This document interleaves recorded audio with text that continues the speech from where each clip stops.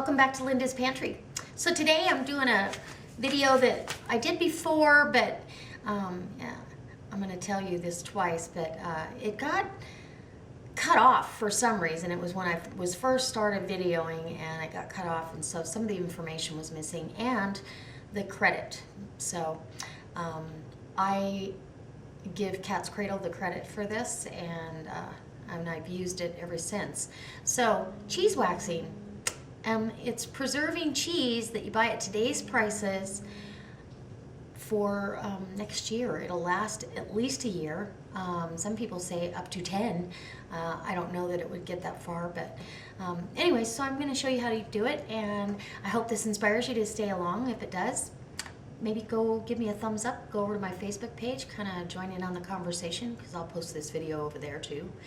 So, and then I also will have a link to my Wild Tree website. Maybe go earn some extra money. I know everybody's pinching pennies now as a rep, or just buy wonderful, organic, all-natural products for yourself and get the discount. Okay, guys, let's go wax some cheese. Okay, guys, I am so glad that you stayed. The reason I'm redoing this video, and I've got a few videos that I've looked at that I did when I first started YouTube that need to be redone. This one got cut off at the end and the beginning. I don't know what happened. I really didn't know how to edit very well, and but I think it was one long segment and it got cut off for whatever reason. So there was no explanation at the beginning, and no credits to who it needed to go to, even though I did do that. And so I just want to say, first off, this credit goes to Katzcradul. I saw this on her channel and I thought, I'm going to do this and I'm going to incorporate it. I had done it with my mom and forgot about it. She did a lot of this kind of stuff. But anyways, that being said, we're going to go ahead and get ready to wax some cheese. And the first step is you've got to let it dry out and release some of its oil at room temperature. Now, I don't like to do this in the summer because obvious reasons. It's hot and you don't want it to sweat too much. So you want a good size, you know, what I consider an 8-ounce block. And I'm just going to set it over here on the wire rack.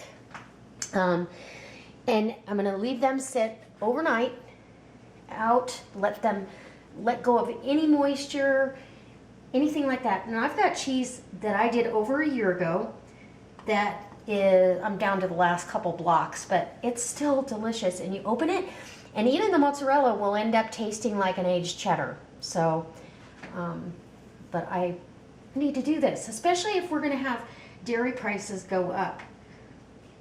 It looks like they might save us, but so I'll get this all cut up, show you what they look like out on the racks, and then we'll leave them overnight, probably till a good 24 hours to 48 hours, and then we'll get to waxing.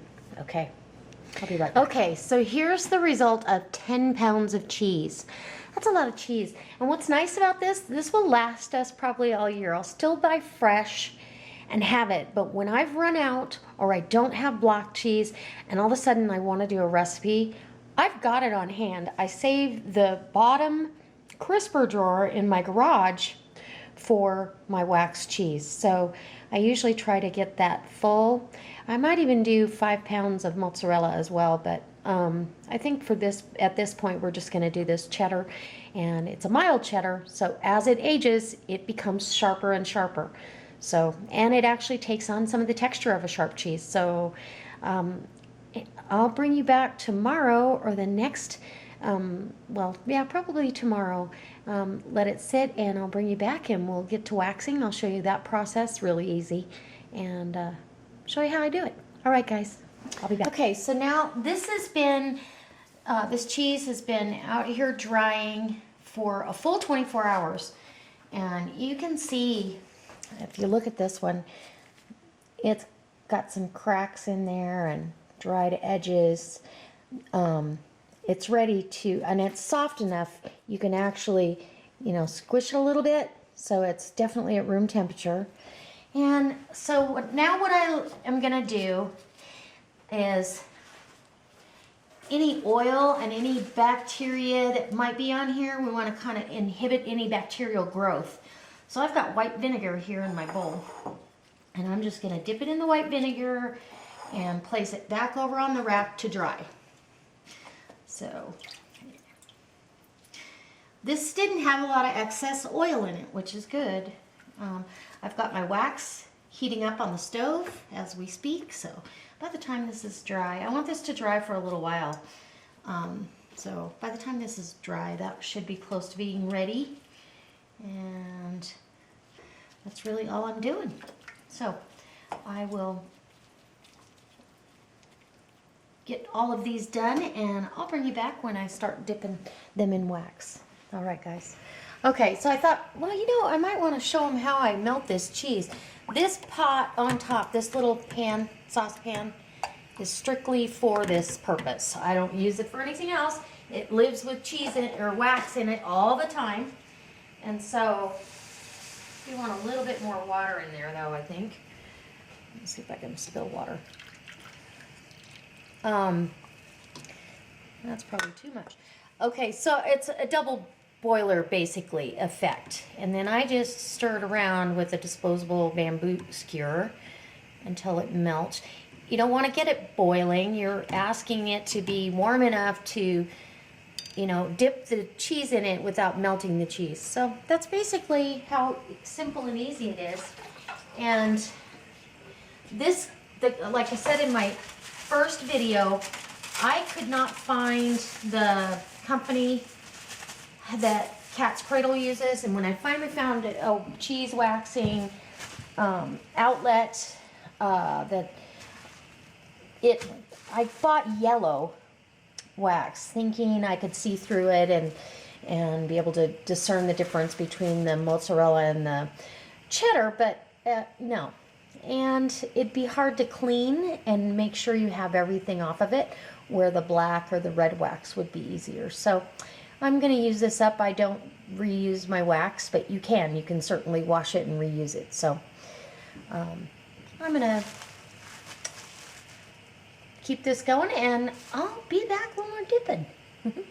Okay, guys, now we've got our cheese. I've started dipping already. It's going to end up looking like this one here for the most part. It's got one more dip to go on this end, but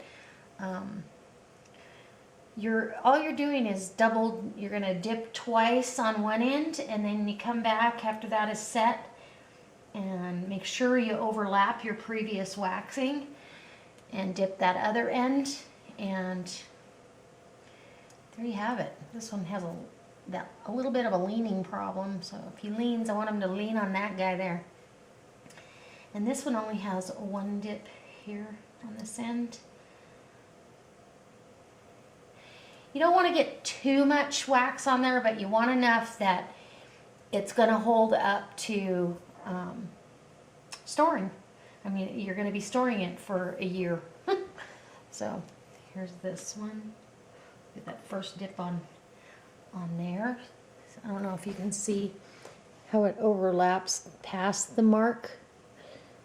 That's what you should be doing. And it too will get 2 dips on that end. Sometimes when they get the wax on them too, they don't want to stand up correctly. I like to do 4 to 6 ounce pieces. That's about the size. It makes it easy for the dipping process. Okay, come on. I don't want it to fall. So it'll be like a domino effect. Actually, it probably can lay down now. It's dry enough. All right, so I'm going to continue to get any excess moisture off of these. Blot it off with a dry paper towel before you dip. Any of the excess vinegar, all that good stuff needs to come off. And I'm just going to keep working. And I'm going to leave it at that.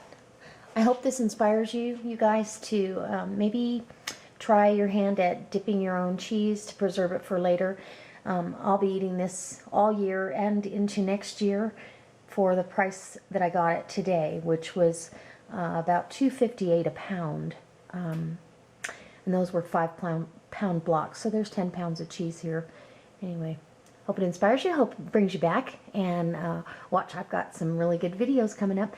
Anyway, guys, as always, go visit all those sites. Go over and visit Katzcradul. I'll put her link in the description box next to my other links, and I'll see you next time. God bless.